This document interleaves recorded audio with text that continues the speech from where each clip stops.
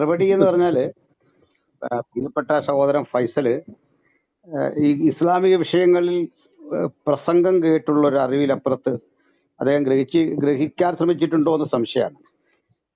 കാരണം ഇസ്ലാമിന്റെ അവകാശവാദങ്ങൾക്ക് പലതിനും ഖുറാനിൽ തെളിവില്ല. ഖുറാനിലും ഹദീസിലും തെളിവുണ്ടെങ്കിൽ ഒരു മുസ്ലിമിന് ആ തെളിവ് എടുക്കേണ്ടതുണ്ട്. അതാണ് അതിന്റെ കാരണം. അല്ലാതെ വേറെന്താ അവരുടെ മാനദണ്ഡം? തെളിവ്. ഈ അഭിപ്രായ പ്രകടനങ്ങൾ പണ്ഡിതന്മാർ പലതും പറയും, അത് പണ്ഡിതന്മാർക്ക് സ്വാതന്ത്ര്യമുണ്ട്. പക്ഷെങ്കിൽ ഖുർആനിൽ തെളിവ് വേണം, അത് നിർബന്ധമാണ്. ഈ അള്ളാഹു ഇത്രയും പ്രവാചകന്മാരെ അയച്ചു എന്ന് ഖുറാനിൽ ഒരു ക്ലെയിമാണ് ഉള്ളത്, അല്ലെങ്കിൽ ഇസ്ലാമിന്റെ ഒരു അവകാശവാദമാണ്. അത് പ്രൂവ് ചെയ്യാൻ പറ്റില്ല. ഇനി ബൈബിളിലെ ചേർത്ത് പറയാനുള്ള റൈറ്റ് ഇവർക്കില്ല. എന്ത് റൈറ്റാ ഉള്ളത്? ബൈബിളിൽ ഇതുണ്ട്. അതെന്ന് പറഞ്ഞാൽ അടുത്ത വീട്ടിൽ ഒരാൾ നല്ലൊരു പശുവിനെ വളർത്തുന്നുണ്ട്, അവിടെ പാലും കിട്ടുന്നുണ്ട്, എന്നിട്ട് ഞാനിവിടെ കട്ടൻ ചായ കുടിച്ചാൽ എങ്ങനെ നോക്കും എന്ന് ആ കട്ടൻ ചായ കുടിക്കാൻ നമ്മൾ പറയാണ് അടുത്ത വീട്ടിൽ പാലുണ്ട്. അതിലർത്ഥമില്ല. കാരണം ബൈബിളിൽ ഉള്ളത് എങ്ങനെ മുസ്ലിമിന് ആപ്റ്റാകുന്ന എങ്ങനെ? അങ്ങനെ എനിക്കറിഞ്ഞുകൂടാ.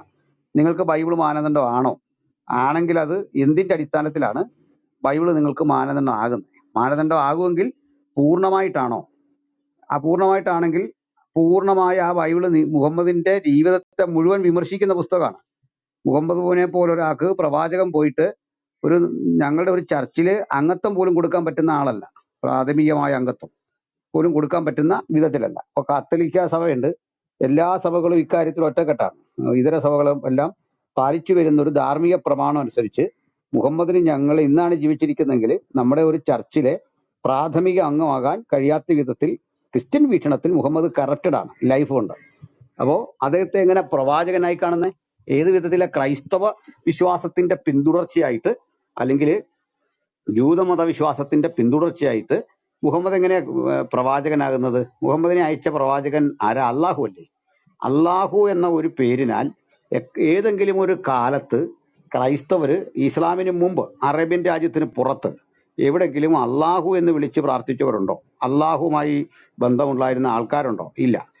അതിനു മുമ്പില്ല. അറേബ്യൻ ദേശത്ത് മാത്രമാണ് അള്ളാഹുവിന് റേഞ്ച് ഉള്ളത്. അള്ളാഹുവിന്റെ പ്രത്യേകത കേൾക്കുക. ചരിത്രത്തിൽ പറയുന്നൊരു അള്ളാഹു ഉണ്ട്, അതുപോലെ ഇസ്ലാം പറയുന്നൊരു അള്ളാഹു ഉണ്ട്. ഇതിന് രണ്ടിന്റെ ഇടയ്ക്കൊരു അള്ളാഹു ഉണ്ട്, അതും പറയാം. ചരിത്രം പറയുന്ന അള്ളാഹു അതെ അതെ നമ്മുടെ മുമ്പിൽ ഞാൻ ഒരു കാര്യം എന്തോ പറയട്ടെ. ഈ കാര്യത്തിൽ ഇങ്ങനെ വർഗീയത പറയാതെ വല്ല പണിക്കും പൊക്കൂടെ നിങ്ങൾക്ക്? അല്ല എനിക്ക് അറിയാൻ മേലെ എന്നിട്ട് ചോദിക്കുക. നീ നിന്റെ വർഗീയത പണിക്ക് കൂടെ എന്തിനാ പറയുന്നതിന് ഇങ്ങോട്ട് പകരം കയറിയിരിക്കുന്നത്? വർഗീയത പറയുന്നതിന് പകരം പണിക്ക് പോണേ മുസ്ലിം ലീഗ് പിരിച്ചുവിടണ്ടായിരുന്നോ? നമ്മുടെ എല്ലാം നികുതിപ്പണം മേടിച്ചോണ്ട് ഇവന്മാർ വർഷമായിട്ട് വർഗീയത പറയുക. INL-ഉം മുസ്ലിം ലീഗും OYC ഒക്കെ ചേർന്നുകൊണ്ട് വർഗീയത പറയുക. എത്ര വർഷമായി നമ്മുടെ നികുതിപ്പണം മേടിച്ച് തന്നിട്ട് വർഗീയത പറയല്ലേ? പേരിൽ പോലും വർഗീയതയുള്ള പാർട്ടിയല്ലേ ഇത്? നിങ്ങൾ അവിടെ പോയിട്ട് ആദ്യം പറഞ്ഞിട്ട് പോവാ. ഞങ്ങളൊരു വിഷയം വിശകലനം ചെയ്യാ ചെയ്യുന്നത്. മനസ്സുണ്ടേ കേട്ടാ മതി. എന്നോട് ചോദിച്ചുകൊണ്ട് പറഞ്ഞതുമാണ്. കേൾക്കുക. 3 തരം അള്ളാഹു ഉണ്ട്. 3 തരം. നമ്മൾ ഈ ലേലം വിളിക്കുമ്പോൾ പറയുന്ന പോലെ 3 തരം ഉണ്ട്. അത് 3 വിധത്തിലാണ്. ഒന്നാമത്തെ അള്ളാഹു ചരിത്രത്തിൽ കാണുന്ന ആളാണ്. ആ അള്ളാഹുവിന് ജിന്നുകളില് പ്രത്യുൽപാദനം നടത്തി 3 പെൺപിള്ളരും അതിന് ഒപ്പം തന്നെ പിൽക്കാലത്ത് ഈസാ നബി എന്നുള്ള ഒരു പയ്യനും ഉണ്ട്, ഒരു മോനും ഉണ്ട്. ഈസാ നബി മിറിയം എന്നറിയപ്പെടുന്ന ഒരു സ്ത്രീയുടെ ഫർജിൽ അള്ളാഹുവോ മലക്കോ ഊതി. വ്യത്യസ്തമായ വിശദീകരണമുണ്ട്. അപ്പോ അവിടെ ഉണ്ടായ കുട്ടിയാണത്. അപ്പൊ ആ മിറിയത്തിന് നമ്മുടെ ബൈബിളിൽ പറയുന്ന മോശയുടെ പെങ്ങൾ മിറിയത്തോട് സാമ്യമുണ്ട്. മൂസയുടെ സഹോദരി എന്നൊക്കെ പറയുന്നുണ്ട്, അഗറുണ്ട്. അവിടെ ഒരു കൺഫ്യൂഷനോ അല്ലെങ്കിൽ ഈ ബൈബിളിൽ നിന്ന് അഡോപ്റ്റ് ചെയ്ത വഴിക്ക് അള്ളാഹുവിന് ഒരു ചെറിയ കയ്യബദ്ധം പറ്റുന്നുമുണ്ട്. ഏതായാലും അങ്ങനെ ഒരു അള്ളാഹുവാണ് ആദ്യമുള്ളത്. ആ അള്ളാഹുവിൽ നിന്ന് ഏകസത്യ ദൈവം എന്ന നിലയിലേക്ക് അള്ളാഹുവിനെ ഡെവലപ്പ് ചെയ്തെടുത്തത് മുഹമ്മദാണ്. പക്ഷെ അത് ഒത്തിരി താമസിച്ചു പോയി. കാരണം ഈ മുഹമ്മദ് അങ്ങനെ ഒരു ദൈവത്തെ കൊണ്ടു തരുന്നത് എത്ര കാലം കഴിഞ്ഞാണെന്ന് ഓർക്കണം. ഇവിടെ നിന്ന് വഹി കിട്ടിക്കഴിഞ്ഞ് അതായത് വെളിപ്പാട് കിട്ടിക്കഴിഞ്ഞ് ഹിറാ ഗുഹയിലെ സംഭവത്തിനൊക്കെ ശേഷം വർഷങ്ങൾക്ക് ശേഷമാണ് ഈ ലാത്ത മനാത്ത ഉസമാരെ ഒഴിവാക്കിക്കൊണ്ടുള്ള ആയത്ത് വരുന്നത്. അപ്പോൾ അതിനിടയ്ക്ക് ഒരു അള്ളാഹു ഉണ്ടല്ലോ. അങ്ങനെയാണെങ്കിൽ ഒരു എക്സാമ്പിൾ ഞാൻ കഴിഞ്ഞ ദിവസം പറഞ്ഞു. ഈ ഖദീജ ആശീർവദിക്കുന്നുണ്ട് മുഹമ്മദിനെ. എങ്ങനെയാണ് ആശീർവദിക്കുന്നത്? ഖദീജ ആശീർവദിക്കുന്നത് നിന്റെ നാഥൻ, അതായത് പേടിച്ചു വരുന്ന മുഹമ്മദിനോട് പറയാണ്, ഹിറാ ഗുഹയിൽ നിന്ന് ഈ ദർശനമൊക്കെ കണ്ട് പേടിച്ചു വരുന്ന ആളിനോട് പറയാണ്, അങ്ങയുടെ നാഥൻ ഒരിക്കലും അങ്ങയെ കൈവിടത്തില്ല, അങ്ങൊരു നല്ല മനുഷ്യനാണ്, അങ്ങ് സാധുക്കളോട് കരുണ കാണിക്കുന്ന ആളാണ് എന്നൊക്കെ പറയുമ്പോൾ ഖദീജയുടെ അള്ളാഹു എന്ന് പറയുന്നത് ലാത്തയും മനാത്തേക്കും ഉള്ള ആളാണ്. അവിടെ ലാത്തയും മനാത്തയും ഒന്നും ഡിസ്കണക്ട് ചെയ്യുന്നില്ല, മുറിച്ചു കളയുന്നില്ല, അവരെ മാറ്റുന്നില്ല. ആ ഫെയ്ത്ത് അപ്പോൾ ഉണ്ട് അവർക്ക്.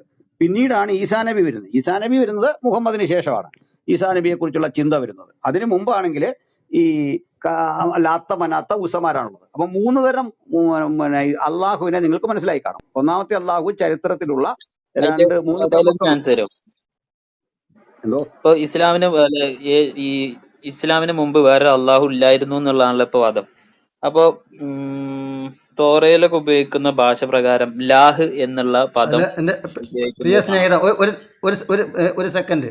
അതായത് സംസാരിച്ചുകൊണ്ടിരിക്കുമ്പോഴേ ഇടയ്ക്ക് കയറരുത് പ്ലീസ്, ദയവ് ചെയ്ത്. പറഞ്ഞ പാസ്റ്റർ പറഞ്ഞത് അല്ലല്ല, ഒരു സെക്കൻഡ് ഒരുപാട് പ്ലീസ്. വിളമ്പിട്ടിട്ട് എനിക്കൊന്നും പറയാൻ കഴിയൂല. ഇല്ലല്ല, ഞാൻ അല്ലല്ല, അത് പറയാൻ നിങ്ങൾക്ക് സമയം തരാം. നിങ്ങൾ ഒരു പേപ്പറിനകത്ത് എഴുതിയെടുത്തോളൂ. സാറ് പറഞ്ഞോളൂ, പാസ്റ്റർ പറഞ്ഞോളൂ. അല്ല, ഞാൻ പറഞ്ഞത് മൂന്ന് തരത്തിൽ 3 ഘട്ടമുണ്ട് അള്ളാഹുവിന്. അള്ളാഹു എന്ന ആ സംജ്ഞയ്ക്ക് അതാ പറഞ്ഞു വരുന്നത്. അതിൽ ഒന്നാമത്തെ ഘട്ടമാണ് നമ്മൾ അറിയുന്ന ചരിത്രത്തിലെ അള്ളാഹു, അല്ലെങ്കിൽ ഖുറൈശികളുടെ അള്ളാഹു. ഖുറൈശികളുടെ അള്ളാഹുവിന് ലാത്ത മനാത്ത ഉസ അത്രയും പേരേ ഉള്ളൂ. ഈസാ നബി ഇല്ല. അപ്പൊ ലാത്ത മനാത്ത ഉസമാര് ഉണ്ടായത് ജിന്നുകളിലാണ്. അപ്പോ ബദവി എന്ന് പറഞ്ഞ ബെദുക്കൾ ആയിട്ടുള്ള അറേബ്യൻ ഗോത്രവംശജരിലെ കാട്ടറബികൾ നമ്മൾ വിളിക്കുന്ന ബെദുക്കൾക്കിടയിലെ വിശ്വാസമാണിത്. മക്കയുടെ തെക്കുള്ള നക്ല എന്ന സ്ഥലത്തായിരുന്നു അള്ളാഹുവിന്റെ ഒരു മകള് പാർത്തിരുന്നത്. അതൊരു ദുർമൂർത്തിയായ ഉസയായിരുന്നു. ഇനി മനാത്തയാകട്ടെ മറ്റേ മക്കയുടെ വടക്ക് വശത്താണ് മനാത്തയ്ക്ക് കൂടുതൽ റോളുള്ളത്. അപ്പൊ ഈ പെൺമക്കൾ 3 ഉണ്ട്. ജിന്നിലാണ് ഈ കുട്ടികൾ ഉണ്ടായത്. ഈ അള്ളാഹുവിനെ ഖുറൈശികൾ ആരാധിച്ചിരുന്നു. മുഹമ്മദ് വരെയുള്ള ആളുകൾ ആരാധിച്ചിരുന്നത് പണ്ട് അങ്ങനെയായിരുന്നു. മുഹമ്മദിന് വഹി കിട്ടിയ ശേഷമല്ല ഈ ബന്ധം വേർതിരിക്കുന്നത്. വഹി കിട്ടി കാലങ്ങൾ കഴിഞ്ഞാണ്. അപ്പൊ മുഹമ്മദിൽ നിന്ന് ഈ വഹി കിട്ടുന്ന കാലം വരെ കറക്റ്റ് പെൺമക്കളുള്ള അള്ളാഹു, അവിടെ നിന്ന് ഇത് രണ്ടിനും ഇടയ്ക്ക് ഒരു അള്ളാഹു ഉണ്ട്. അതായത് ലാത്തേ മനാത്തേ ഉണ്ടോ എന്ന് ചോദിച്ചാൽ നമുക്ക് ഉറപ്പില്ല. അപ്പോഴും ഈ ഖദീജ ഒക്കെ ആരാധിച്ചു പോരുന്ന അവിശ്വാസികളുടെ മക്കൈ മുശ്രിക്കുകളുടെ അള്ളാഹുവിനെ തന്നെ അവർ ആരാധിക്കുന്നത്. പിന്നെ ഏകദൈവം എന്നുള്ളൊരു ചിന്തയിലേക്കൊക്കെ വരുന്നത് വർഷങ്ങൾക്ക് ശേഷമാണ്. ഇനി ഇദ്ദേഹം പറഞ്ഞ ഒരു കാര്യമുണ്ട്. യഹൂദന്മാർക്കിടയിൽ അൽ യാഹ് ഉണ്ടായിരുന്നു, അല്ലാഹ് ഉണ്ട്. തെറ്റായ ഒരു പ്രയോഗമാണ്. ഈ യാഹ് എന്ന പ്രയോഗം ഇതിന്റെ അർത്ഥവും ഒന്നും അള്ളാഹുവിന്റെ പ്രയോഗത്തോടൊന്നും യാതൊരു ബന്ധമുള്ള കാര്യമല്ല. രണ്ടും 2 ഭാഷ, 2 സംസ്കാരം, 2 ചിന്തകളാണ്. ഇനി അങ്ങനെയാണെങ്കിൽ ഇവർ ഈ യഹോവ എന്നായിരുന്നല്ലേ പറയണ്ടേ? യഹോവ എന്ന് പറയുന്നല്ലേ. ഇവരാരും അങ്ങനെ പറഞ്ഞു കേൾക്കുന്നില്ല. യഹോവയായത് ഇവർ തന്നെ ആൾക്കാർ യഹോവയെ തള്ളിയും പറയുന്നുണ്ട്, യഹോവയെ സ്വീകരിക്കുന്നുമില്ല. അപ്പോ ഈ മുഹമ്മദിന് മുമ്പ് ആരും അല്ലാഹു എന്ന് പറഞ്ഞൊരു ദേവനെ പറ്റി ഈ പറയപ്പെട്ട ഈ യെരുശലേമിലും പരിസര പ്രദേശത്തുള്ളവരൊന്നും കേൾക്കുന്നില്ല. ആർക്കും അറിഞ്ഞുകൂടാ. ഇനി ഇതിലെല്ലാം പോട്ടെ, ഇവർ തമ്മിലൊരു കൾച്ചറൽ ക്ലാഷ് ആണ് ഏറ്റവും വലിയ കാര്യം. ഇവർ തമ്മിൽ സംസ്കാരം കൊണ്ടും ഉപദേശം കൊണ്ടും ജീവിതം കൊണ്ടും ഒരിക്കലും പൊരുത്തപ്പെടുന്നില്ല. നമുക്ക് തന്നെ അറിയാം യേശുക്രിസ്തു പഠിപ്പിച്ച എന്താണ്. മനുഷ്യൻ മര്യാദയ്ക്ക് ജീവിക്കാനും വ്യഭിചാരത്തോട് അകന്നു കഴിയാനും അല്ലെങ്കിൽ കൊള്ള മുതൽ ഈ പറയപ്പെട്ട എല്ലാത്തരം ദുഷ്കൃത്യങ്ങൾക്കും എതിരെയുള്ള ഒരു നിലപാടാണ് യേശു എടുത്തത്. മുഹമ്മദ് അങ്ങനെ ആയിരുന്നോ? വാസ്തവത്തിൽ മുഹമ്മദിൽ എന്ത് ധാർമ്മിക പാഠമാണുള്ളത് മുമ്പോട്ട് മനുഷ്യരാശിക്ക് പഠിക്കാൻ? ഒരിക്കലും മുഹമ്മദിനെ പോലും മനുഷ്യനെ ഒരു സത്യദൈവത്തിന് പ്രവാചകനായിട്ടൊന്നും അയക്കാൻ പറ്റില്ല. അതിനുള്ള ഒരു യോഗ്യതയും മുഹമ്മദിലില്ല. എന്ത് യോഗ്യതയാണ് മുഹമ്മദിൽ നിങ്ങൾ ആരോപിക്കുന്നത്? എന്ത് കാരണത്താലാണ് മുഹമ്മദിൽ ഒരു പ്രവാചകത്വം കാണുന്നത്? മുഹമ്മദ് പ്രവചിച്ച ഏത് കാര്യമാണ് ശരിയായത്? ഇനി ഇപ്പൊ മുഹമ്മദിന്റെ ജീവിതത്തിൽ നിന്ന് മനുഷ്യൻ എന്താ പാഠം പഠിക്കേണ്ടത്? ഒരു പാഠവും ഇല്ല. മാത്രമല്ല, ഞങ്ങൾ എപ്പോഴും പറയുന്ന കാര്യം ആവർത്തിക്കുകയാണ്. ലോകത്ത് എത്രയോ മഹാരഥന്മാര് നിങ്ങൾ പറഞ്ഞ പോലെ നല്ല നല്ല കാര്യങ്ങൾ ലോകത്തെ പഠിപ്പിക്കാൻ വന്നവരുണ്ട്. അവരുടെയൊക്കെ സാംസ്കാരിക നിലവാരത്തിന്റെയും അറിവിന്റെയും പ്രാപ്തിയുടെയും മാനവിക ബോധത്തിന്റെയും എത്രയോ മൈൽ അകലെ കിടക്കുന്ന ആളാണ് മുഹമ്മദ്. ഒരു നെഗറ്റീവ് ക്യാരക്ടറല്ലേ? ഹിറ്റ്ലറെ പോലെയും മുസോളിനെ പോലെയും ഒക്കെ എണ്ണപ്പെടേണ്ട ഒരാളല്ലേ?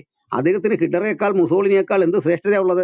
ലോകത്തെ നശിപ്പിച്ച അധമന്മാരായിട്ടുള്ള കിരാത ഭരണാധിപന്മാര് ലോകത്തെ തെറ്റിലേക്ക് നയിച്ച അവരുടെ ആരെങ്കിലും ഇത്തരം മോറൽ ലൈഫിനെ കുറിച്ച് നമുക്ക് തെറ്റായിട്ടൊന്നും കേൾക്കാൻ കഴിയുന്നില്ല. എന്നാൽ മുഹമ്മദിന്റെ മോറൽ ലൈഫ് എത്ര, അതേക്കുറിച്ചൊക്കെ എത്ര വൾഗറായിട്ടാണ് ഇതൊക്കെ ഉള്ള കാര്യങ്ങളാണ് പുറത്തു വരുന്നത്. ആ വൾഗറായ കാര്യങ്ങളെ പോലും നിങ്ങളുടെ ആളുകൾ പ്രസംഗിച്ച് അത് പരിശുദ്ധമാക്കി വെക്കുകയാണ്. നിങ്ങൾക്ക് ഇങ്ങനെ പ്രസംഗിച്ച് പരിശുദ്ധമാക്കാൻ ആളില്ലെങ്കിൽ ഖുറാനിലും ഹദീസിലും കാണുന്ന ആളാണ് മുഹമ്മദെങ്കിൽ അദ്ദേഹം ഒരു ശരാശരി കാട്ടറവിയുടെ നിലവാരം പോലും ജീവിതത്തിൽ സൂക്ഷിച്ചിട്ടില്ല. ഈ മനുഷ്യൻ പറഞ്ഞ കാര്യം കേട്ട് അദ്ദേഹത്തിന്റെ വാളിനെ ഭയന്ന് അദ്ദേഹത്തിന്റെ ആക്രമണത്വരയെ ഭയന്നുകൊണ്ട് അന്ന് കുറെ ആളുകൾ അതിന്റെ കുറെ കൂടി, അല്ലാതെ മുഹമ്മദിന്റെ ആശയങ്ങളോ കാര്യങ്ങളോ ഒന്നും സ്ഥാപിക്കാൻ പാകത്തിനുള്ളവയല്ല. അതൊന്നും ശാസ്ത്രബോധത്തിൽ അടിസ്ഥാനമായതുള്ളതല്ല. ഇനി പോട്ടെ, ശാസ്ത്രബോധം നിങ്ങൾ പറയുന്നതുകൊണ്ട് അല്ലേ ഞങ്ങൾ ചോദിക്കലായിരുന്നു. ശാസ്ത്രബോധമായിട്ട് ബന്ധപ്പെട്ട് ഞാൻ ഒത്തിരി കാര്യങ്ങൾ പറയാനായിട്ടുണ്ട്. പകർച്ചവ്യാധി എന്നാ മുഹമ്മദ് പറയുന്നത്. അങ്ങനെ ഒരു സംഭവം ഇല്ലെന്നാണ്. പകർച്ചവ്യാധി എന്നൊരു സംഭവം ഇല്ല. പിന്നെന്തിനാ ഇവങ്ങൾ ഈ മാസ്ക് ഒക്കെ കെട്ടി കിടക്കുന്നതെന്ന് ചോദിച്ചു കഴിഞ്ഞാൽ അത് അതിലും വലിയ തമാശ. പിന്നെ അടുത്ത പറയുന്നത് എന്താണ്? മരുന്ന് കഴിക്കുമ്പോൾ ആൽക്കഹോൾ അടങ്ങിയ ഒരു മരുന്നും കഴിക്കില്ല. ഇത് മോഡേൺ മെഡിസിൻ ചെയ്യാൻ പറ്റുമോ? കൊമ്പ് വെക്കുന്ന ചികിത്സാ രീതിയാണ് മുഹമ്മദ് പ്രോത്സാഹിപ്പിച്ചത്. അത് ഇന്നത്തെ കാലത്ത് എവിടെയും ആരെങ്കിലും ചെയ്യുന്നുണ്ടോ? ഒന്നുമില്ല. അപ്പൊ മുഹമ്മദീസം കാലഹരണപ്പെട്ടൊരു സാധനമാണ്. അള്ളാഹുവും കാലഹരണപ്പെട്ടുകൊണ്ടിരിക്കുന്ന ഒരു വസ്തുതയാണ്. അള്ളാഹുവിനെ ഞാൻ പറയുന്ന പതിവായി പറഞ്ഞൊരു ആരോപണമുണ്ട്. അറബി ഒഴികെ ഒരു ഭാഷ അറിയില്ല. അറേബ്യൻ പെനിൻസുലയ്ക്ക് പുറത്ത് ആർക്കും അള്ളാഹുവിനെ അറിയില്ല. അത് മെസപ്പൊട്ടേമിയയുടെ വാദ് എന്നറിയപ്പെടുന്ന ചന്ദ്രദേവനെ കുറെ ഡെവലപ്പ് ചെയ്തെടുത്ത ഒരു ബിംബം മാത്രമാണ് അള്ളാഹു. അല്ലാതെ അള്ളാഹു പ്രപഞ്ചനാഥനോ സൃഷ്ടാവോ ഒന്നുമല്ല. അള്ളാഹുവിന് ഒരു 1,25,000 പ്രവാചകന്മാരെ അയക്കാനൊന്നും കഴിയില്ല. ഇനി ഇവിടെ വിശകലനം ചെയ്യുന്ന ചെറിയൊരു വ്യത്യാസമുണ്ട്. അള്ളാഹു പ്രവാചകനെ അയച്ചു എന്ന് പറയുന്നതിനേക്കാൾ നല്ലത്, മുഹമ്മദിനെ അയച്ചു എന്ന് പറയുന്നതിനേക്കാൾ നല്ലത് മുഹമ്മദ് അള്ളാഹുവിനെ സൃഷ്ടിച്ചു എന്ന് പറയുന്നതായിരിക്കും നല്ലത്. കാരണം മുഹമ്മദിന്റെ ആഗ്രഹങ്ങൾ സാധിച്ചു കൊടുക്കുന്ന അത് ഖദീജ പറയുന്ന ആയിഷ പറയുന്നതാണ്. മുഹമ്മദിന്റെ ആഗ്രഹങ്ങൾ, അദ്ദേഹത്തിന്റെ വലിയ ആഗ്രഹം എന്താ? ഇപ്പോൾ ഇവിടെ ഫൈസൽ ഇരിക്കുന്നു, അല്ലെങ്കിൽ ഇവിടെ ഇരിക്കുന്ന സഹോദരന്മാരുണ്ടല്ലോ, ഞങ്ങൾ അവരോട് ചോദിക്കുകയാണ്, നിങ്ങൾ ഏറ്റവും ഇഷ്ടപ്പെടുന്ന ആരെയാ? ഏറ്റവും ഇഷ്ടപ്പെടുന്നത് ജീവിതത്തിൽ നിങ്ങൾ തന്നെ പ്രവാചകനെയാണ്, പ്രാണനേക്കാൾ ഇഷ്ടപ്പെടുന്ന പ്രവാചകനെയാണ്. പക്ഷെ നമ്മുടെ ആയിഷ പറയുന്നത് എന്താ? ഈ ലോകത്ത് പ്രവാചകൻ ഏറ്റവും ഇഷ്ടപ്പെട്ട കാര്യം പറയുന്നത് എന്തുവാ? അത് അത്തറും പെണ്ണുമാണെന്നാണ്. അപ്പൊ അത്തറിനെയും പെണ്ണിനെയും സ്നേഹിക്കുന്ന അല്ലല്ല സുഹൃത്തെ, അത്തറും പെണ്ണാണ് പ്രവാചകൻ ഇഷ്ടപ്പെട്ടതെന്നില്ല ആ തെളിവ് താങ്കളൊന്ന് കൊണ്ടുവാ. അത്തറും പെണ്ണാണ് ലോകത്ത് പ്രവാചകൻ ഏറ്റവും ഇഷ്ടപ്പെട്ട സംഭവം. ഇതൊക്കെ എന്തിനാ കേട്ടിക്കുന്നത്? സ്വാധീന എന്ന പേരിലുള്ള ആളൊക്കെ ഇയാളെ ഷാനിർ പ്ലീസ്, ഷാനിറെ റെഫറൻസ് തരാം. പ്ലീസ് മ്യൂട്ട് ചെയ്യൂ. അല്ലല്ല, ഞാൻ ഈ റെഫറൻസ് തന്നാല് എനിക്ക് വെറുതെ ഒത്തിരി റെഫറൻസ് നമ്മൾ കൊടുക്കുന്ന, ഞാൻ ഈ റെഫറൻസ് തന്ന അങ്ങനെ ഒന്നും ഇല്ലെങ്കിൽ ഇത് കേട്ടോണ്ട് എല്ലാരും കേൾക്കണം. ഇവിടെ മുസ്ലിം സഹോദരന്മാരും ഞാൻ പറയുന്നത് റെഫറൻസ് വെച്ചല്ല എങ്കിൽ പരസ്യമായി ഇവിടെ ക്ഷമാപണം നടത്തും. പരസ്യ ക്ഷമാപണം.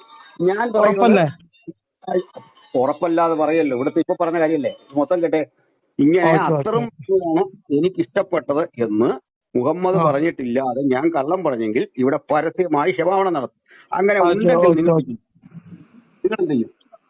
അങ്ങനെ ഉണ്ടെങ്കിൽ നിങ്ങൾ എന്ത് ചെയ്യും? ഞാൻ പരസ്യമായിട്ട് ഇവിടെ മാപ്പ് പറയും. മാപ്പ് പറഞ്ഞ പോരാ, ഇങ്ങനെയുള്ള ഒരുത്തനെ കുറിച്ചുള്ള അഭിപ്രായം പറയണ്ടേ? അത് മനുഷ്യനാണോ?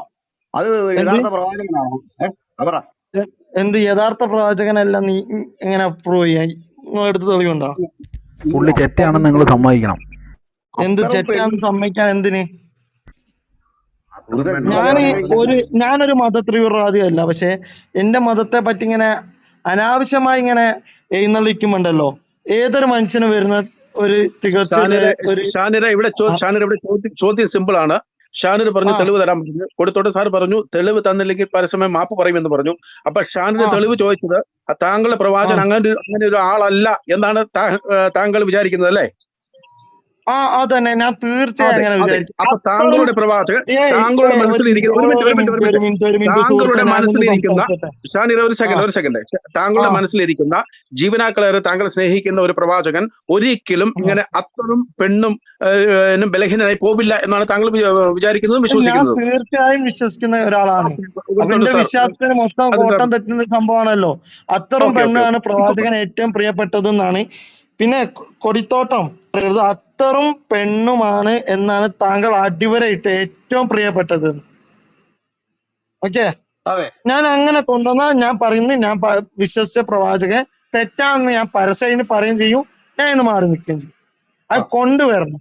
ഇത് ഏതോ എന്താ പറയാ ഒരു പേരിലൊരു മുസ്ലിം ഇരിക്കുന്ന ഒരാൾ evidence proof.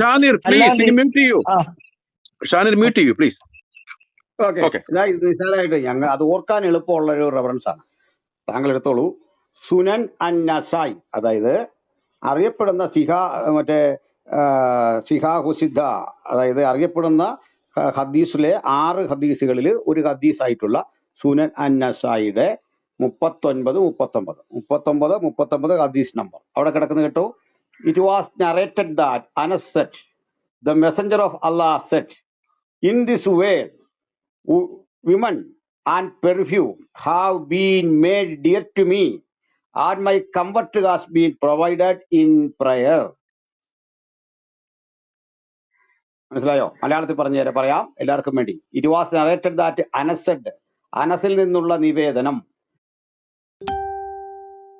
the messenger of Allah said, അള്ളാഹുവിന്റെ മെസഞ്ചർ പറഞ്ഞു, this way, ഈ ലോകത്ത് സ്ത്രീയും പെർഫ്യൂമാണ് എനിക്ക് ഏറ്റവും ഇഷ്ടപ്പെട്ട വിഷയങ്ങൾ.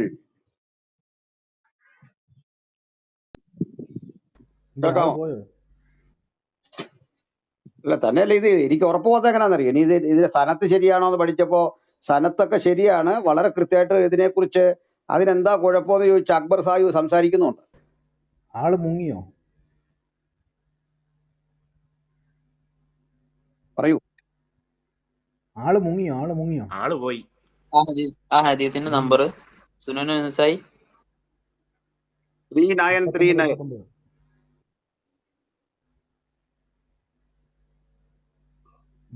മുങ്ങി.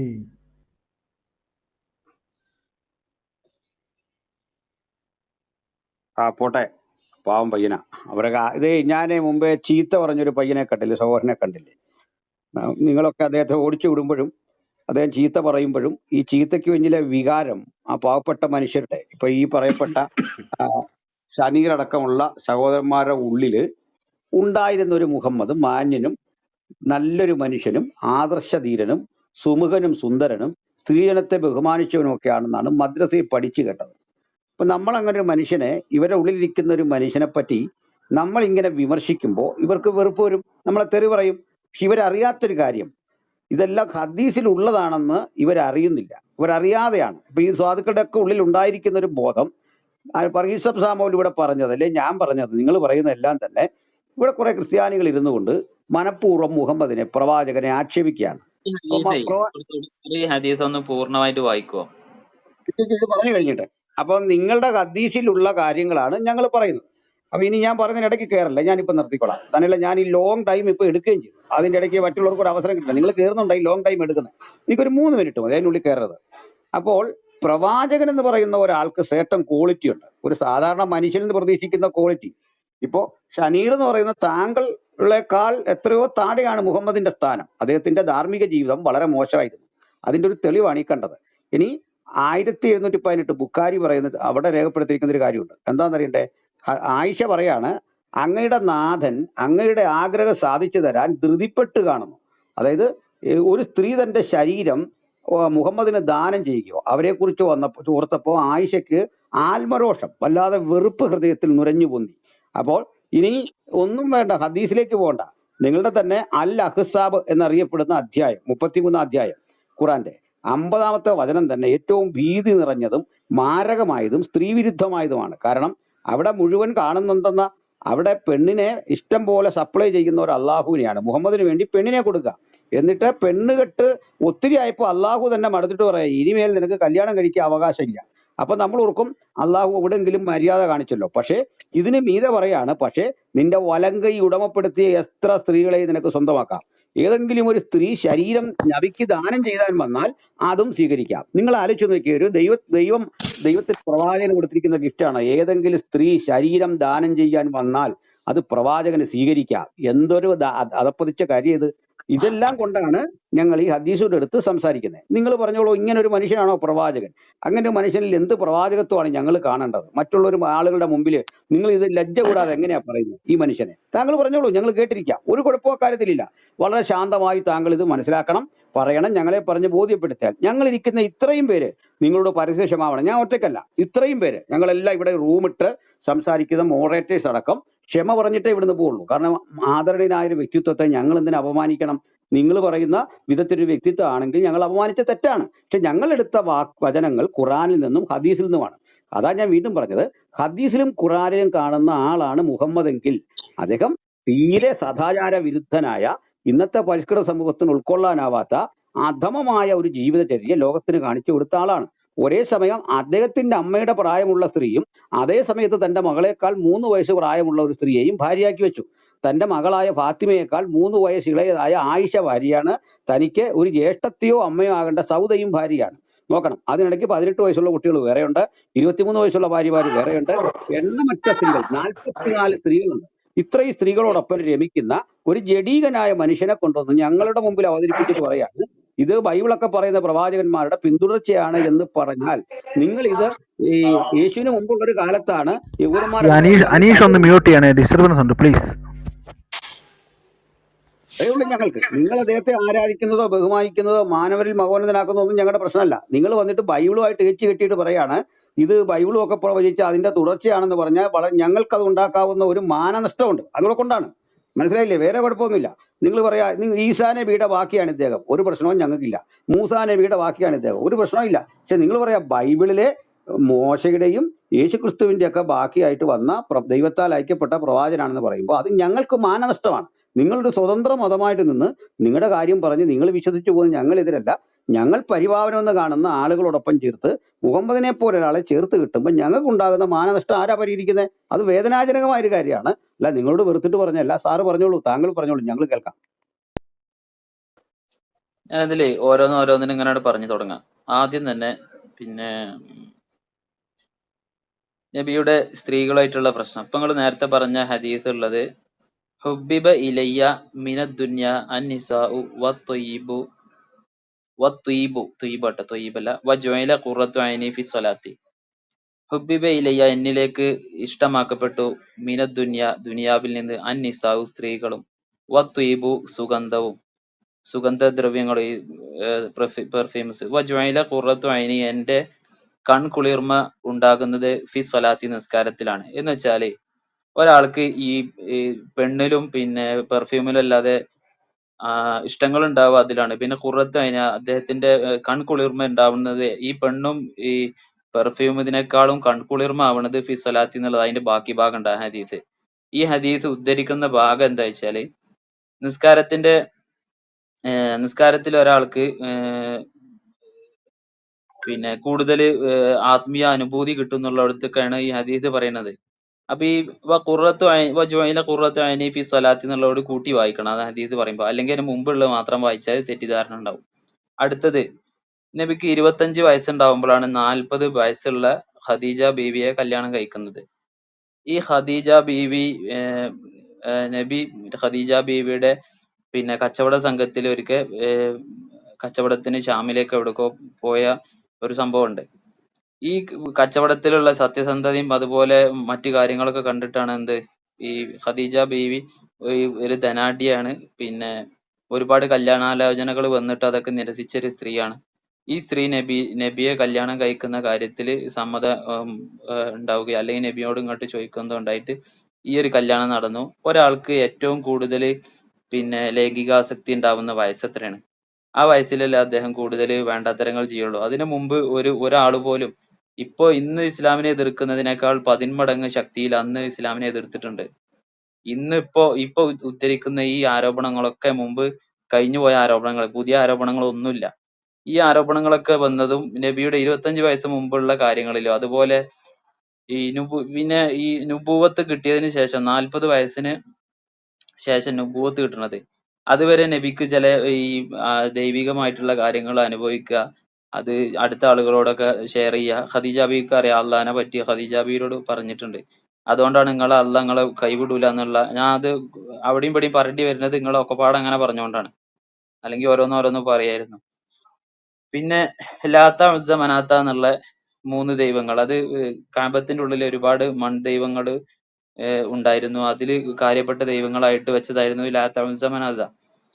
അള്ളാഹു എന്നുള്ള പദത്തിന്റെ ശരിയായ അർത്ഥം നാഥൻ എന്നൊക്കെയാണ്.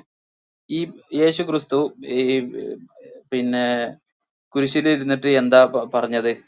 യലോഹി യലോഹി ലമ സബക്താനി. ഈ അറബിയും പിന്നെ പിന്നെ ബൈബിളിന്റെ ഭാഷ ഒരുപാട് സാദൃശ്യങ്ങളുണ്ട്. ഈ ഭാഷാടിസ്ഥാനത്ത് നോക്കുമ്പോൾ സാദൃശ്യങ്ങളുണ്ട്. ഇവിടെ അള്ളാഹു എന്നുള്ളത് അറബിയിൽ പറയുമ്പോൾ ഇലാഹ് എന്നുള്ള പദം മറ്റു ഭാഷകളിലും യലോഹ് എന്നുള്ളത് മറ്റു ലാഹ് എന്നുള്ള പദത്തിലൊക്കെ വ്യത്യാസങ്ങളും അത് സാദൃശ്യങ്ങളും പിന്നെ വ്യത്യാസങ്ങളൊക്കെ വന്ന ഈ അള്ളാഹു എന്നുള്ള പദം. പിന്നെ ഇങ്ങനെ ഒരുപാട് കാര്യങ്ങളുണ്ട്. ഇപ്പൊ ഏതൊക്കെയെന്ന് ഓരോന്ന് പറയുകയാണെങ്കിൽ ഇനിയും അത് പറഞ്ഞ അതിന്റെ ഇടയ്ക്ക് സമയം തരികയാണെങ്കിൽ നന്നായിരുന്നു എന്ന് പറഞ്ഞത്. നബിക്ക് ഒരു സമയത്ത് ആദ്യം പറഞ്ഞതിലെ ഗുരുതരമായ ഒരു തെറ്റ് പറയാം. ഈ നിസ്കാരമാണ് അദ്ദേഹത്തിന് പെണ്ണും അതുപോലെ പെർഫ്യൂം ഇഷ്ടപ്പെട്ടതാണെങ്കിലും അതിൽ ശ്രേഷ്ഠം നിസ്കാരമാണെന്ന് കാണിക്കാനാണെങ്കിൽ പിന്നെ ഇത്രയും പെണ്ണ് കെട്ടേണ്ട കാര്യം ഉണ്ടായിരുന്നു. നിസ്കരിച്ചാൽ പോരെ. 11 പെണ്ണിനെ കല്യാണം കഴിക്കുന്നു. നിങ്ങൾക്ക് 44 സ്ത്രീകളോടൊപ്പം ശരീരം പങ്കിടുന്നു. എന്നിട്ട് ഇത് കൂടാതെ കുളിക്കാതെ ഒരു രാത്രി 11 സ്ത്രീകളുടെ അരികിലും പോയി ലൈംഗിക ബന്ധത്തിൽ ഏർപ്പെടുന്നു. കൃത്യം നിങ്ങളുടെ ഹദീസിലുള്ള കാര്യമാണ്. എന്നാൽ പിന്നെ ആ നേരത്തിന് ഇത് നിൽക്കേ, ഈ മനുഷ്യനെ നിങ്ങൾ ഈ പോകുന്ന രാത്രി നിസ്കരിക്കാൻ നേരം കിട്ടിയോ? ഭക്ഷണം കഴിക്കാനോ കുളിക്കാനോ ഒന്നും സമയം എടുക്കാതെ ഈ വഴിക്കെല്ലാം 11 സ്ത്രീകളുടെ വീട്ടിൽ അദ്ദേഹം സമീപിക്കാറുണ്ടായിരുന്നെന്നും അദ്ദേഹത്തിന് 30 മനുഷ്യരുടെ ശക്തി ഉണ്ടായിരുന്നു എഴുതി വെച്ചിരിക്കുക ഹദീസിൽ. അപ്പൊ ഇതെങ്ങനെ ഒത്തുവരുന്നത്? ഇപ്പൊ ഞാൻ പറയാം, എനിക്ക് ഏറ്റവും ഇഷ്ടം, ഇതിനേക്കാളെല്ലാം ഇഷ്ടം മറ്റൊന്നാണ്. എൻ്റെ ജീവിതത്തിൽ പെണ്ണിനെയും അല്ലെങ്കിൽ പെർഫ്യൂമാണ് എനിക്കിഷ്ടം. പക്ഷെ അതിലും നല്ലത് എനിക്ക് ആരാധനയാണ് ഇഷ്ടമെന്ന് പറഞ്ഞാൽ 5 നേരം നിസ്കരിക്കുന്ന മനുഷ്യന് അല്ലെങ്കിൽ ഇങ്ങനെ പോകുന്ന ഒരാൾക്ക്, നബിക്കാണെങ്കിൽ കൂടുതൽ നിസ്കാരമുണ്ട്, മറ്റാർക്കും ഇല്ലാത്ത വിധത്തിൽ കൂടുതൽ നിസ്കാര ടൈം കൊടുത്തിട്ടുമുണ്ട്. അപ്പൊ ഇങ്ങനെയുള്ളൊരു മനുഷ്യൻ എങ്ങനെയാണ് 44 സ്ത്രീകളാകുന്നത്? ഒപ്പം ഈ ശരീരം ദാനം ചെയ്യാൻ ക്യൂ നിൽക്കേണ്ടി വരുന്ന സ്ത്രീകൾ. അപ്പൊ ഇതിനെല്ലാം ആലോചിക്കുന്നത് എങ്ങനെയാണ്? അതിന് പകരം കൂടുതൽ നിസ്കാരം കൂട്ടി കൊടുത്താൽ പോരെ? അപ്പൊ മനുഷ്യരാശി രക്ഷപ്പെടുകയല്ലേ? ഇനി വേറെ ഖദീജയുടെ കല്യാണത്തെ പറ്റി ഞങ്ങൾ ആരും അപവാദം പറഞ്ഞിട്ടില്ല, ഒന്നും മോശമായിട്ട് പറഞ്ഞിട്ടില്ല. അതുവരെ അദ്ദേഹം കുഴപ്പമില്ലാതെ നിന്നു എന്നുള്ളതേ ഉള്ളൂ. അതിന്റെ ഒരു കാരണം, ഇല്ലായ്മക്കാരനായിട്ട് യാതൊരുവിധ സാമ്പത്തിക പരിഗണന ഇല്ലാത്ത ഈ അനാഥത്വ ബാല്യമുള്ള മുഹമ്മദിന് ഖദീജ എന്ന ധനാഢ്യ വിവാഹം കഴിക്കുകയാണ്. ഖദീജയുടെ കൂടെ എങ്ങോട്ട് പോകാനാ? ഖദീജ ഉപേക്ഷിച്ച് കളയല്ലേ? ഖദീജ സ്വീകരിക്കുമോ പിന്നെ? അപ്പൊ അത്രയും നാള് കാത്തു ഇരുന്ന മനുഷ്യൻ 45 വയസ്സിന് ശേഷം പെണ്ണുകെട്ട ആരംഭിക്കുക. എന്തിനാണ് ഈ കൊച്ചുമോടെ പ്രായമുള്ള കൊച്ചിനെ, അതായത് അദ്ദേഹത്തിന്റെ മകളായ ഖദീജയിലുണ്ടായ മകളായ ഫാത്തിമയേക്കാൾ 3 വയസ്സ് താഴെ പ്രായമുള്ള കുട്ടിയെ പട്ടിൽ പൊതിഞ്ഞു കൊണ്ടുവരുന്നതായിട്ട് കണ്ടു. ഇതിനെ വിവാഹം കഴിക്കുകയാണ്. പറയാം, അതൊന്നുകൂടി സൗകര്യമാണ്. ഒന്ന് ഞാൻ പറയാം. ഇപ്പൊ നേരത്തെ പറഞ്ഞല്ലോ, ഫസ്റ്റ് ഏത് നബിക്ക് 44 സ്ത്രീകളുമായിട്ട് ബന്ധം ഉണ്ടായിരുന്നു. ഇതിനെന്തെങ്കിലും ഒരു തെളിവുണ്ടോ? ഉണ്ട്. തെളിവ് തരാം. തെളിവെന്ന് പറയുന്നത് താങ്കൾ പിടിച്ചോളൂ, വെറുതെ ഞങ്ങൾ പറയില്ല സാർ. അത് ചോദിച്ചു കഴിഞ്ഞാൽ നിങ്ങൾ കൃത്യം ഈ 11ന്റെ തന്നെ പറഞ്ഞാൽ മതി. ഞാൻ 44നെയും തെളിവ് ഇതാ പിടിച്ചു. പുസ്തകത്തിന്റെ പേര് ഒരു സെക്കൻഡ്,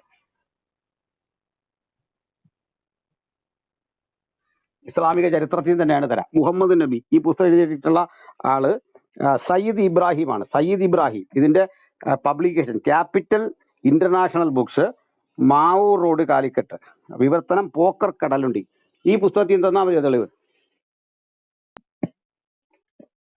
അതല്ല, ഹദീസിൽ എവിടെയെങ്കിലും വന്ന കാര്യങ്ങളാണല്ലോ അവരെടുത്ത് എഴുതുക. അങ്ങനെ ഹദീസിലുള്ള ആ പുസ്തകത്തിൽ ഹദീസ് എന്തെങ്കിലും തെളിവ് പറയണ്ടോ? അങ്ങനെ ആയാലും മതി.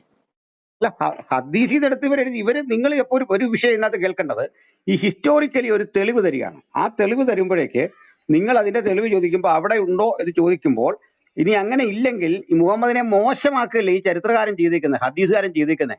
നിങ്ങൾ എന്ത് അതിനെതിരെ പ്രതികരിക്കാത്തത്? നിങ്ങളല്ലേ പറയണ്ടേ ഞങ്ങളുടെ നബിയെ ഇട്ട് ഇങ്ങനെ കളിയാക്കരുത്, നബി അങ്ങനെയുള്ള ഒരാളല്ലെന്ന് നിങ്ങൾ പറഞ്ഞാൽ പ്രശ്നം തീർന്നു. ഇത് ചെയ്തു വെച്ചേക്കുന്നത് നിങ്ങളുടെ ആളുകളല്ലേ? അല്ലെങ്കിൽ മുഹമ്മദിനെ കുറിച്ച് ഞങ്ങൾക്ക് പ്രത്യേകിച്ച് എതിരൊന്നുമില്ല. നിങ്ങളുടെ കിതാബിൽ കാണുന്ന അനുസരിച്ചുള്ള കാര്യങ്ങളാണ് ഞങ്ങൾ മുഹമ്മദിനെ പറ്റി പറയുന്നത്. ഞങ്ങൾ തന്നെ ഉണ്ടാക്കിയ സംഗതികളല്ല. അപ്പൊ അങ്ങനെ പറയുമ്പോൾ നിങ്ങൾ ചോദിക്കുക അതിന് ആ തെളിവുണ്ടോ ഈ തെളിവുണ്ടോ എന്ന് ചോദിച്ചാൽ, തെളിവ് തന്നു കഴിയുമ്പോൾ പറയാ ആ തെളിവിന്റെ ആധികാരികത. അത് ഞങ്ങളുടെ വിഷയമല്ല, ബേർഡൻ ഓഫ് പ്രൂഫ് ഞങ്ങൾക്കല്ല, ഞങ്ങൾക്ക് റെഫറൻസ് പറയാനേ പറ്റൂ. ഇല്ല, അനിൽ ബ്രദറെ, പുള്ളി പറഞ്ഞത് എന്തോ പറയുന്നത്, ഞങ്ങളുടെ പ്രവാചകന് അത്തരം പെണ്ണും ഇഷ്ടം, അതിനേക്കാൾ മറ്റു പലതും ഇഷ്ടമുണ്ടെന്ന് പറഞ്ഞു കഴിഞ്ഞാൽ അതെങ്ങനെ ന്യായീകരിക്കാൻ പറ്റും? ഒരാൾ പറയാണ് ഞാനൊരു കൊലപാതകയാണ്, പക്ഷേ കൊലപാതകം ചെയ്യുന്നതിനേക്കാൾ എനിക്കിഷ്ടം പള്ളിയിൽ പോകുന്നതാണെന്ന് പറഞ്ഞു കഴിഞ്ഞാൽ അയാൾ കൊലപാതകം അല്ലാതാവുന്നുണ്ടോ? ഇനി ഇത് ചോദിച്ചതിന്റെ മറുപടി കൃത്യം പേജ് നമ്പർ ഉദ്ധരിച്ച് പറയാം. എണ്ണം പത്നിമാരുടെ നേരിട്ടുള്ള പേരുകൾ: ഖദീജ ബീവി ഹിജ്റയ്ക്ക് മുമ്പ് അവള് വിധവയായിരുന്നു. സൗദ ബീബി വിധവയായിരുന്നു. ആയിഷ ബീബി കന്യകയായിരുന്നു. ഹർഷ ബീബി വിധവയായിരുന്നു. സൈനബ് ബിന്ദു കുസൈമ വിധവയായിരുന്നു. ഉമ്മു സൽമ വിധവയായിരുന്നു. സൈനബ് ബിന്ദു ജഗശ് വിവാഹമോചിതയാക്കി എടുത്തതാണ്, മറ്റേ മരുമകള്. ജുവൈരിയ ബീബി വിധവ. ഉമ്മു ഹബീബ ബീബി, മൈനു ബീബി, സഫിയ ബീബി, മാരിയുത്തിൽ കിദ്ദിയ. ഇത്രയാണെങ്കിൽ വീണ്ടും അതിന്റെ അടുത്ത പേജിൽ പറയാണ്, ഇത് കൂടാതെ 44 സ്ത്രീകളുമായി നബി ശരീരം പങ്കിട്ടിട്ടുണ്ട്. ഇതിൽ എഴുതി വെച്ചിരിക്കുകയാണ്. നബിയെ വളരെ പ്രശംസിച്ചാണ് അദ്ദേഹം എഴുതിയിരിക്കുന്നത്, അല്ല മോശപ്പെട്ട എഴുത്തല്ല. ഇതാരെങ്കിലും ക്രിസ്ത്യാനി അദ്ദേഹത്തെ കളിയാക്കാൻ വേണ്ടി എഴുതിയിട്ടുള്ള ഒരു കാര്യമല്ല.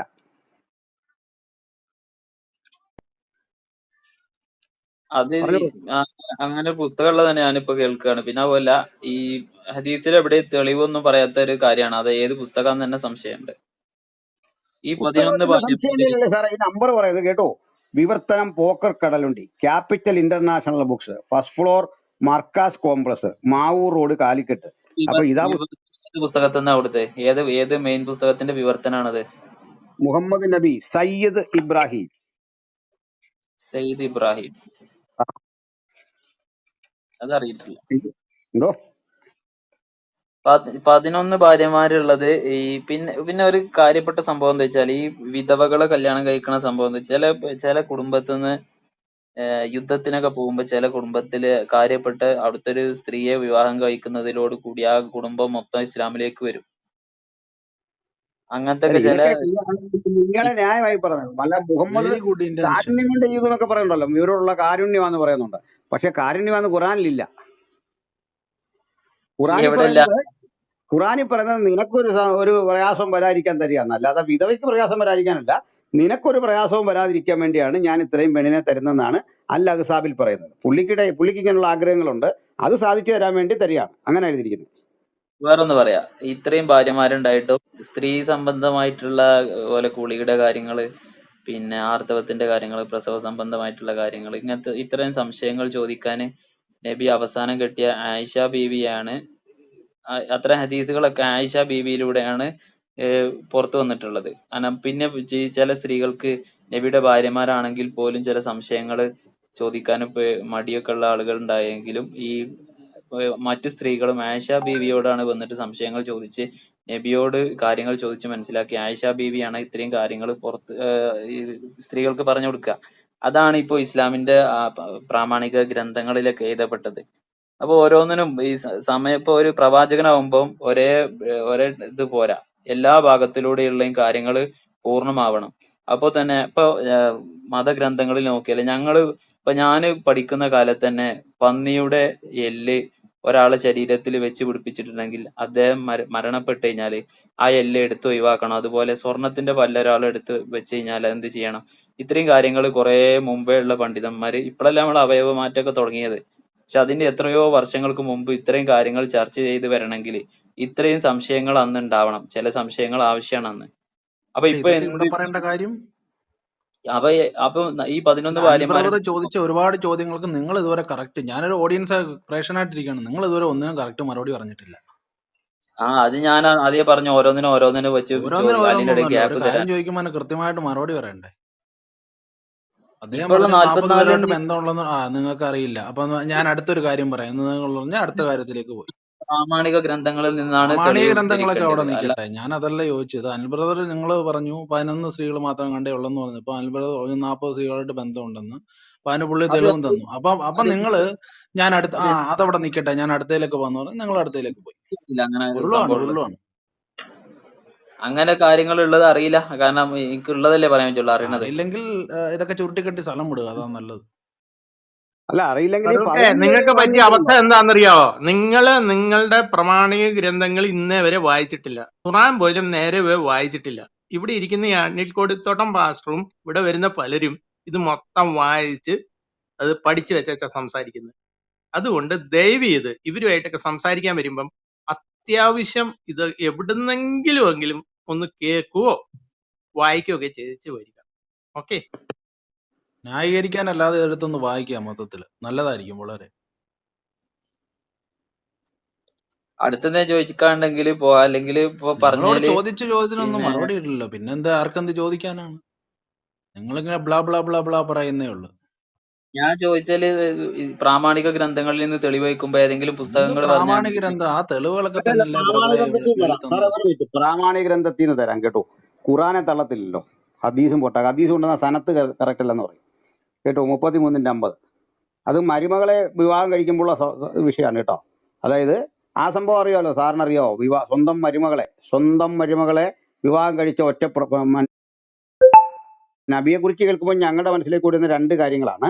ഒന്ന്, സൗത്ത് എന്ന് പറയുന്ന പൂന്തോട്ടത്തിൽ വെച്ച് ജെയിനിന്റെ പുത്രിയെ പ്രാപിക്കാനായിട്ട് ചെല്ലുന്നു. അപ്പോൾ അവൾ പറയുന്നു, ഒരു അങ്ങാടി പയ്യന് ഒരു രാജകുമാരി തന്റെ ശരീരം സമർപ്പിക്കുകയോ ചോദിക്കുന്നു. അപ്പോൾ വീണ്ടും അവളുടെ ചുമലിലേക്ക് കൈവെക്കാൻ മുഹമ്മദ് ചെല്ലുമ്പോഴേക്ക് ഞാൻ അള്ളാഹുവിൽ അഭയം പ്രാപിക്കുമെന്ന് പറയുന്നു. ഒടുക്കം മുഹമ്മദ് അവിടുന്ന് ഇളിഭ്യനായിട്ട് പിരിയുന്നു. ഇതാണ് അവിടെ കാണുന്നത്. അങ്ങനെ ലോക ചരിത്രത്തിൽ സ്ത്രീ വിഷയത്തിൽ അങ്ങാടിപ്പയ്യൻ, തെരുവുതണ്ടി എന്ന് കേൾക്കേണ്ടി വന്ന ആൾ മുഹമ്മദാണ്. രണ്ട്, സ്വന്തം മരുമകളെ വിവാഹം കഴിക്കേണ്ടി വന്ന ലോകത്തിലെ ഒരു പ്രവാചകൻ മുഹമ്മദാണ്. അപ്പൊ ഈ കാര്യം എടുത്ത് പറയുമ്പോൾ നിങ്ങൾ തെളിവില്ല എന്നാണ് പറയുന്നതെങ്കിൽ, ഹദീസിൽ നിന്ന് കൊണ്ടുവരുമ്പോൾ സനത്ത് കറക്റ്റ് അല്ല എന്ന് പറയുന്നെങ്കിൽ, അല്ലെങ്കിൽ അത് ഹസനാണ്, അല്ലെങ്കിൽ ഇന്ന കുറവ് ഹദീസിനുണ്ട് എന്ന് പറയുമ്പോൾ നിങ്ങളത് കാണേണ്ടത് ആ എഴുതി വെച്ചിരിക്കുന്ന കാര്യമാണല്ലോ, അതൊരു മുസ്ലിം എഴുതിയതാണല്ലോ. അപ്പൊ അത് നിങ്ങളുടെ മുഹമ്മദിനെ പരിഹസിക്കുന്ന പോലെ ആണെങ്കിൽ നിങ്ങളത് നീക്കം ചെയ്യേണ്ടിയിരുന്നു. ഞങ്ങളുടെ മുഹമ്മദിനെ പരിഹസിക്കാൻ പാടില്ല. കാരണം ലോകം ഇത് വായിച്ചിട്ട് ഈ മനുഷ്യനെ എടുത്തിട്ട് ഇങ്ങനെ ഇണ്ടനടിക്കുന്ന ഒരു കാലം വരുമെന്നുള്ളത് നിങ്ങളായിരുന്നു കൈകാര്യം ചെയ്യേണ്ടത്. അതുണ്ടായില്ല. ഇനി നേരെ ഞാൻ ഖുറാനിയും തരാം. 33:50 ഇവിടെയാണ് തന്റെ വളർത്തുപുത്രനായ സെയ്ദിന്റെ ഭാര്യയെ സ്വന്തമാക്കുന്നത്. അപ്പോൾ വളർത്തുപുത്രന്മാരെ അന്ന് വരെ സ്വന്തം മക്കളായിട്ട് കാണുന്ന ഒരു സിസ്റ്റം മാറ്റാനാണെന്നാണ് പറയുന്നത്. അപ്പൊ സ്വന്തം മരുമകളാണല്ലോ. വളർത്തുപുത്രന്മാരെ സ്വന്തം മക്കളായിട്ട് കാണുന്നെങ്കിൽ ഇപ്പൊ ഇത് സ്വന്തം മരുമകളല്ലേ? അതൊന്നും മാറ്റാൻ വേണ്ടി ചെയ്യുന്നൊരു പണിയാന്നാ പറയുന്നത്. നബിയെ, നീ വിവാഹമൂല്യം കൊടുത്തിട്ടുള്ള നിന്റെ ഭാര്യമാരെ നിനക്ക് നാം അനുവദിച്ചു തന്നിരിക്കുന്നു. അല്ലാഹു നിനക്ക് യുദ്ധത്തിൽ അധീനപ്പെടുത്തി തന്ന കൂട്ടത്തിൽ നിന്റെ വലതു കൈ ഉടമപ്പെടുത്തിയ സ്ത്രീകളെയും നിന്നോടൊപ്പം സ്വദേശം വിട്ടുപോകുന്നവരായ നിന്റെ പിതൃവിന്റെ പുത്രിമാർ, നിന്റെ പിതൃ സഹോദരിമാരുടെ പുത്രിമാർ, നിന്റെ അമ്മാവന്റെ പുത്രിമാർ എന്നിവരെയും വിവാഹം ചെയ്യാൻ അനുവദിച്ചിരിക്കുന്നു. സത്യവിശ്വാസിനിയായ ഒരു സ്ത്രീ തന്റെ ശരീരം നബിക്ക് ദാനം ചെയ്യുന്ന പക്ഷം നബി അവളെ വിവാഹം ചെയ്യാൻ ഉദ്ദേശിക്കുന്നെങ്കിൽ അതും അനുവദിച്ചിരിക്കുന്നു. ഇത് സത്യവിശ്വാസികളെ കൂടാതെ നിനക്ക് മാത്രമായുള്ളതാകുന്നു. അവരുടെ ഭാര്യമാരുടെയും അവരുടെ വലതുകൈകൾ ഉറപ്പെടുത്തിയവരുടെയും കാര്യത്തിൽ നാം നിയമമായി നിശ്ചയിച്ചത് നമുക്കറിയാം. ഇത് നിനക്ക് യാതൊരു വിഷമവും ഉണ്ടാകാതിരിക്കാൻ വേണ്ടിയാണ്. എന്ന് പറഞ്ഞാൽ ഈ ഇത്രയും പെണ്ണിനെ സപ്ലൈ ചെയ്തത് മുഹമ്മദിന് വിഷമം ഉണ്ടായിരിക്കാൻ വേണ്ടിയാണെന്ന്. അല്ലാതെ വിധവമാരെ പോറ്റി പുലർത്താനോ നിങ്ങൾ പറഞ്ഞ കാരുണ്യം കാണിക്കാനോ ഹദീസ് നിവേദനം ചെയ്യാനോ വേണ്ടിയാണെന്ന് എവിടെ എഴുതിയിരിക്കുന്നത്? നിങ്ങൾ പറ, നിങ്ങളുടെ വ്യാഖ്യാനം അത്. ഇവിടെ പറയുന്ന മുഹമ്മദിന് ഇതൊക്കെ ഇൻട്രസ്റ്റ് ഉള്ള കാര്യമാണ്, അതുകൊണ്ട് ഞാൻ നിനക്ക് തന്നിരിക്കുന്നു. നിന്റെ ഇൻട്രസ്റ്റ് മനസ്സിലാക്കി തന്നിരിക്കുന്നല്ലേ പഠിക്കണ്ടേ? അല്ലാതെ നിങ്ങൾ പറയുന്നതൊക്കെ വ്യാഖ്യാനമാണ്, നിങ്ങൾ വെളുപ്പിക്കുകയാണ്. കാരണം ഖുറാൻ വായിച്ചാൽ ഒരിടത്തിൽ പുറത്ത് പോലും വിധവമാരെ സംരക്ഷിക്കാൻ വേണ്ടി മുഹമ്മദ് ഇങ്ങനെ കെട്ടുകായിരുന്നു എന്നില്ല. രണ്ട്, ഹദീസ് പാരായണം ചെയ്ത് തലമുറയ്ക്ക് കൊടുക്കാൻ വേണ്ടിയിട്ട് ഇങ്ങനെ പെണ്ണുങ്ങളെ കിട്ടുക. ഹദീസ് അനസും ഒക്കെ ഇല്ലേ, വേറെ ആൾക്കാരില്ലേ, എത്ര പേരുണ്ട്. അപ്പൊ ഇവരിലൂടെ ഇത് വരത്തില്ലേ, പുറത്ത് വരത്തില്ലേ? അല്ലെങ്കിൽ ഇനി ആയിഷ ആയിക്കോട്ടെ, ഒന്നോ രണ്ടോ പെണ്ണായിക്കൊള്ളട്ടെ. നിങ്ങൾ തന്നെ പറഞ്ഞ് മറ്റു ഭാര്യമാർ ചോദിക്കാത്തതൊക്കെ ആയിഷ ചോദിച്ചു. അങ്ങനെയാണെങ്കിൽ ആയിഷയല്ലേ നമ്മുടെ മൂന്നാമതായിട്ട് കല്യാണം കഴിക്കുന്ന ആളല്ലേ? ആദ്യം ഖദീജ മരിച്ചു കഴിയുമ്പോഴേക്ക് കൗല പറഞ്ഞിട്ട് നമ്മുടെ സൗദയെ വിവാഹം കഴിക്കുന്നു. സൗദയ്ക്ക് ശേഷമായിട്ട് ആയിഷയാ കിട്ടുന്നത്. അപ്പൊ ആയിഷ മാത്രം പോരെ ഇതിങ്ങനെ സംസാരിച്ചുകൊണ്ടിരിക്കാൻ? ഹദീസ് ഇഷ്ടം പോലെ ഇനി വരുമല്ലോ. അപ്പോൾ ഇത് നിങ്ങൾ ഈ പറയുന്നതിനകത്തൊന്നും ഒരു കാര്യമില്ല, ഒരു കഴമ്പുമില്ല. തെളിവ് തന്ന് സംസാരിക്കണം. അങ്ങനെയെങ്കിൽ നിങ്ങൾ അൽ അഹ്സാബ് 33, അതായത് 33-ാമത്തെ സൂറ 50-ാമത്തെ ആയത്തിൽ പറയുന്ന ഇതിന്റെ അർത്ഥം പറയണം. എന്താ പറഞ്ഞു വരുന്നത്? നിനക്കൊരു പ്രയാസവും തോന്നാതിരിക്കാനാണ് അള്ളാഹു ഇങ്ങനെ പെണ്ണിനെ തരുന്നത്. ഇപ്പൊ മുഹമ്മദിന് വിഷമം തോന്നാതിരിക്കാനാ. തിരിച്ചെവിടെങ്കിലും ഖുറാനിൽ കാണിച്ചു തരാവോ വിധവമാരെ സംരക്ഷിക്കാൻ വേണ്ടിയാ മുഹമ്മദ് ഇങ്ങനെയൊക്കെ കെട്ടിയെന്ന്? എന്നിട്ട് എത്ര വിധവമാരെ സംരക്ഷിച്ചു? കാരണം അദ്ദേഹം ഇവരുടെ നല്ല യൗവനത്തിൽ ഇവരെ ഒറ്റയ്ക്കാക്കി പോവാ. മരിച്ചുപോയില്ലേ? 10ഉം 18ഉം വയസ്സൊക്കെ ഉള്ളൂ. ആയിഷയ്ക്ക് പ്രായം എത്ര? 18. എവിടെ എന്ത് സംരക്ഷണം നടന്നേ? എന്നിട്ട് കുടുംബ പ്രശ്നം കൊണ്ട് അലിയുമായിട്ട് യുദ്ധം ചെയ്യേണ്ടി വന്നില്ലേ? ജമൽ യുദ്ധം ഓർമ്മയുണ്ടോ?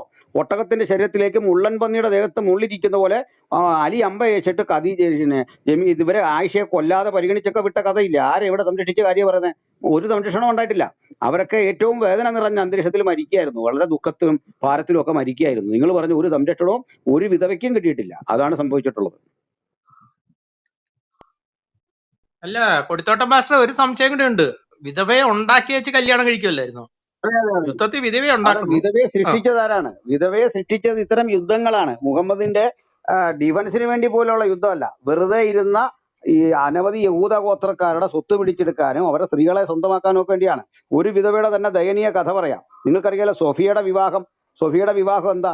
കിനാനയെ വധിക്കുന്നു. ഞങ്ങൾ ഒത്തിരി പറഞ്ഞിട്ടുള്ളതാണ്, നിങ്ങൾക്കറിയാം. കിനാനയെ വധിക്കുന്നു, അയാളുടെ അപ്പനെ വധിക്കുന്നു. കിനാന ചെയ്ത കുറ്റം എന്താണ്? അവരുടെ പക്കലിരുന്ന മുതൽ കൊടുത്തില്ല, സ്വർണം കൊടുത്തില്ല, ഇതെല്ലാം കൊണ്ട് എവിടെയോ മാറ്റിവെച്ചു. അതിന്റെ പേരില് അദ്ദേഹത്തിന്റെ വലത് കൈ വെട്ടി, ഇടത് കാലും വെട്ടിയിട്ട് ചുട്ടുപഴുത്ത മണലി വെച്ചു. രക്തം വാർന്നുപോയി, വെള്ളം ചോദിച്ചിട്ട് കൊടുത്തില്ല. അങ്ങനെ മരിച്ച കിനാനയുടെ ഭാര്യ സോഫിയയെ സ്വന്തമാക്കി. ദിഹ്യത്താണ് ആദ്യം അവളെ വിവാഹം കഴിക്കുന്നത്. ദിഹ്യത്ത് വിവാഹം കഴിച്ചുകൊണ്ട് വീട് കൂടാൻ പോകുന്ന വഴിക്ക് കണ്ടു നിന്നതിൽ ആരോ വിളിച്ചു പറഞ്ഞു, ദിഹ്യത്ത് നല്ല സുന്ദരിയായ പെണ്ണിനെ കൊണ്ട് പോകുന്നു, അവളേക്കാൾ നിനക്കാണ് ചോദിച്ചെന്ന് മുഹമ്മദിനോട് പറയുന്നു. മുഹമ്മദ് തിരിച്ചു വിളിച്ചിട്ട് ഈ പെണ്ണിനെ ദിഹ്യത്തിന്റെ പക്കൽ നിന്ന് മേടിച്ച് കല്യാണം കഴിക്കുന്നു. ഇദ്ദ എന്ന് പറഞ്ഞൊരു ആചാരമില്ലേ ഇസ്ലാമില്? ഒരു സ്ത്രീ, വിധവയായ ഒരു സ്ത്രീയെ ഒരാൾ കല്യാണം കഴിച്ചാല് 4 മാസവും 10 ദിവസവും അവളോട് കൂടെ ദാമ്പത്യ ജീവിതം ആചരിക്കരുതെന്ന് നിയമം പടച്ചുവിട്ട ഈ മനുഷ്യൻ എന്ത് ചെയ്യുന്നു? ഒരു തരത്തിലും ഇത്തരത്തിലുള്ള റെസ്ട്രിക്ഷൻ ഒന്നുമില്ലാതെ അവളോട് കൂടെ 10 കിലോമീറ്റർ അപ്പുറത്ത് വെച്ച് അന്ന് രാത്രി വീട് കൂടുന്നു. ഇത്രയും അധമമായൊരു പ്രവൃത്തി ലോകത്ത് ആരാ ചെയ്തിട്ടുള്ളത്? നിങ്ങൾ പറ. ഇവരെ വിധവയാക്കിയത് ആരാണ്? മുഹമ്മദ് തന്നെ. കാരുണ്യം തോന്നിയ ആർക്കാ? മുഹമ്മദിന് തന്നെ. ഇതൊക്കെ നിങ്ങളുടെ മദ്രസകളിൽ പഠിപ്പിച്ച് വെളുപ്പിച്ച് നിങ്ങളുടെ മനസ്സ് അശുദ്ധി മുഴുവൻ നല്ലതാണെന്നും തിന്മ മുഴുവൻ ശ്രേഷ്ഠമാണെന്നും വ്യഭിചാരം മുഴുവൻ സൽപ്രവൃത്തിയാണെന്നും ഒക്കെ പറഞ്ഞ് പഠിപ്പിച്ചു വെച്ചൊരു ബോധത്തിൽ നിന്നാണ് നിങ്ങൾ സംസാരിക്കുന്നത്. അപ്പൊ നിങ്ങളുടെ മനസ്സിൽ നിന്നാണ് ഇത് മാറേണ്ടത്. ഒരു ധാർമ്മിക പ്രമാണവും മുഹമ്മദിനില്ല, ഒരു എത്തിക്സും അദ്ദേഹം പാലിച്ചിട്ടില്ല ജീവിതത്തിൽ.